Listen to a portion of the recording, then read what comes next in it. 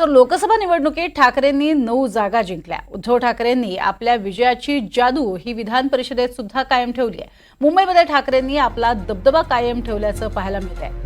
मुंबईत पदवीधर मतदारसंघ आणि शिक्षक मतदारसंघात ठाकरेंच्या दोन्ही उमेदवारांनी दणदणीत विजय मिळवला। अनिल परब यांच्या विजयानं मुंबई पदवीधर मतदारसंघ ठाकरे गटानं एक हाती राखून ठेवला। तर पदवीधर मतदारसंघात ठाकरे गटाच्या अनिल परबांनी भाजपच्या किरण शेलारांचा चांगल्याच फरकानं पराभव केलाय। मुंबईमध्ये ठाकरेंची बाजी त्यामुळे पाहायला मिळाली आहे। 2 जागांवरती क्लीन स्वीप झालाय। त्यामुळे विधान परिषदेमध्ये ठाकरे गटाचा पुन्हा एकदा दबदबा पाहायला मिळालाय। तर इकडे महायुतीमध्ये भाजप आणि शिंदे गटाला एक जागा मिळाली आहे। ग्राफिक्सच्या माध्यमातून पाहूयात कशा पद्धतीनं हा जय झालेला आहे। मुंबईतल्या ठाकरेंच्या विजयाचा अर्थ नेमका काय ते आपण पाहतोय। मुंबई शिक्षक आणि मुंबई पदवीधरसाठी निवडणूक पार पडली।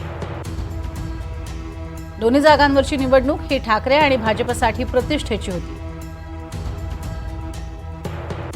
लोकसभा निकालाच्या पार्श्वभूमीवर दोन्ही पक्षांसाठी ही कसोटीच ठरली। लोकसभेला ठाकरेंनी मुंबईमध्ये जिंकलेल्या 6 पैकी 4 जागा या मुस्लिम मतावरती जिंकल्याचं नॅरेटिव्ह भाजपनं मांडलं।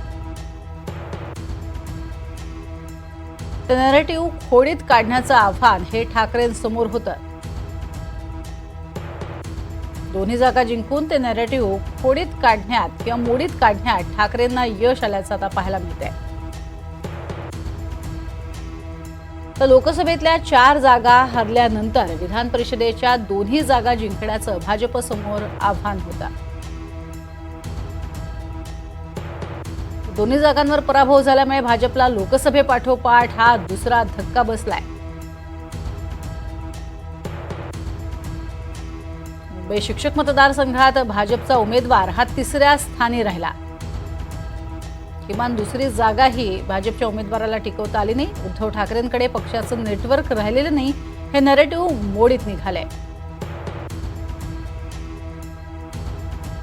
मुंबईचा विजय हा आगामी विधानसभा आणि बीएमसीसाठी ठाकरेंना सकारात्मक संकेत देणारा ठरलाय। विधान परिषदेसाठी झालेलं मतदान हे सुशिक्षित वर्गाचं आहे, त्यामुळे त्याचा कौलही लक्षात येतोच। पदवीधर आणि शिक्षक मतदारसंघ असल्यामुळे सर्व शिक्षित आणि उच्च शिक्षित अशाच मतदारांनी हे मतदान केलेलं आहे आणि त्यामुळे पारडं नेमकं कोणाचं जड आहे ते सुद्धा या निमित्ताने अधोरेखित झालंय।